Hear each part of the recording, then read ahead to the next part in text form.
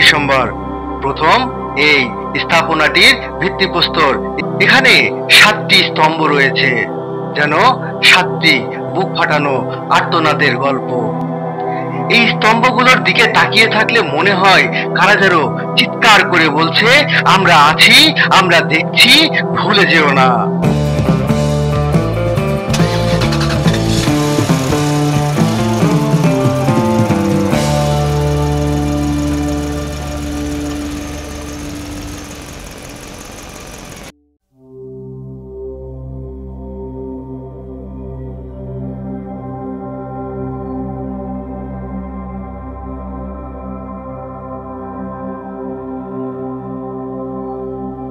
আজ বৃষ্টি হচ্ছে, হয়তো আকাশ কাঁদছে, কিংবা এই মাটির নিচে ঘুমিয়ে থাকা শহীদেরা কাঁদছেন এই ভেবে আমরা তাদের ভুলে যাচ্ছি না তো।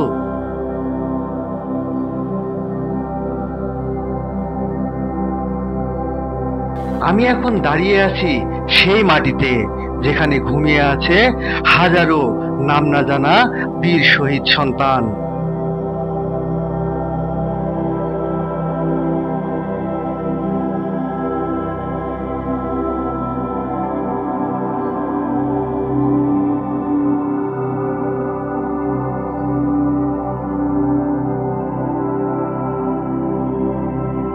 চারপাশ নিস্তব্ধ, বাতাস কাঁপছে, হৃদয় থেমে গেছে। এখানে কোনো স্লোগান নেই, নেই কোনো উল্লাস, আছে শুধু বুকের ভেতর গুমড়ে ওঠা কান্না আর শ্রদ্ধায় নত হওয়া একটি আত্মা, আমি।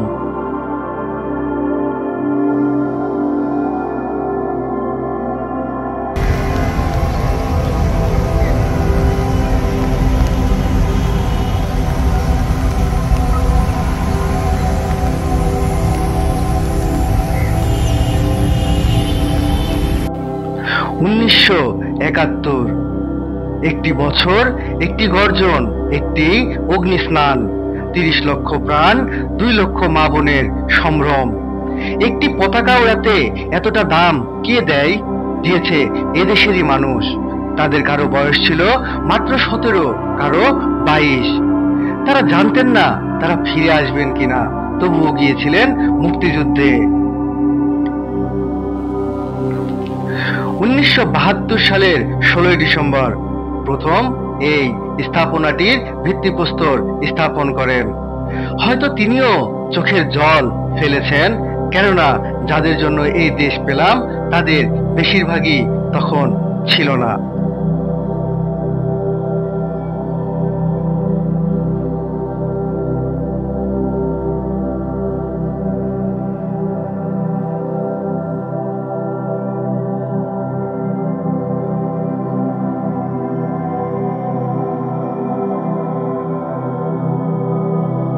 এখানে 7টি স্তম্ভ রয়েছে, যেন 7টি বুক ফাটানো আর্তনাদের গল্প।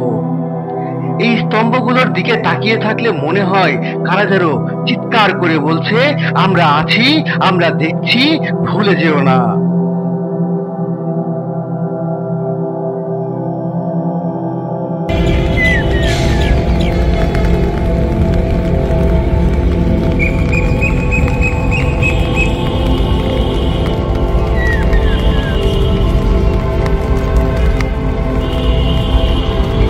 স্থপতি সৈয়দ মইনুল হোসেন শুধু ডিজাইন করেননি, তিনি আমাদের জাতিগত বেদনার প্রতিমা তৈরি করেছেন। এই স্তম্ভগুলো ধাপে ধাপে উঠে গেছে, যেন আমাদের সংগ্রাম ধাপে ধাপে উঠে এসেছে একটি পতাকার দিকে। চারপাশের সবুজ ঘাসের প্রতিটি পাতায় যেন লেখা, আমরা বেঁচে আছি, কারণ তারা বাঁচতে দেননি নিজেদের।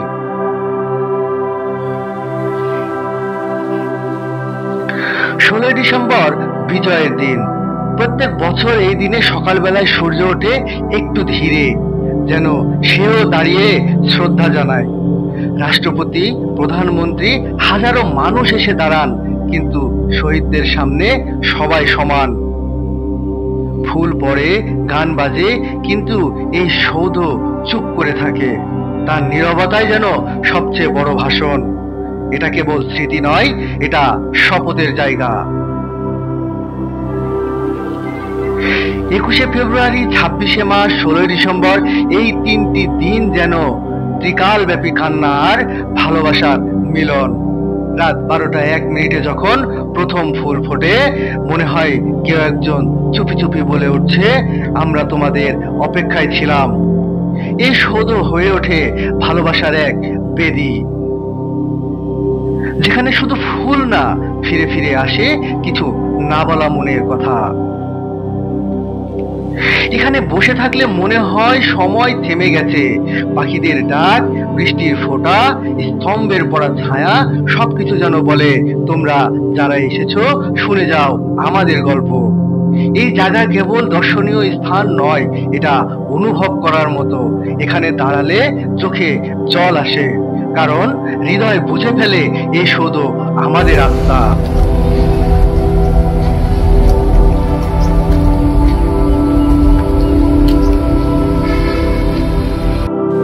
আজ আমরা স্বাধীন, কিন্তু স্বাধীনতা মানে কি শুধু পতাকা ওড়ানো?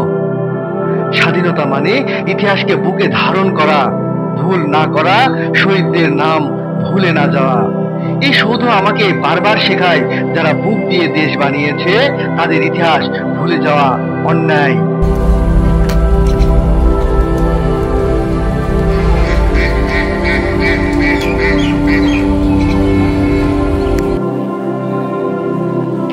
আমি ভুলবো না, আমার প্রজন্মকে ভুলতে দেব না, কারণ এই মাটি রক্তচাপা, এই মাটি জীবন্ত ইতিহাস। আর এই সৌধ আমার চোখের জল দিয়ে ধুয়ে রাখা একটি জাতির আত্মপরিচয়।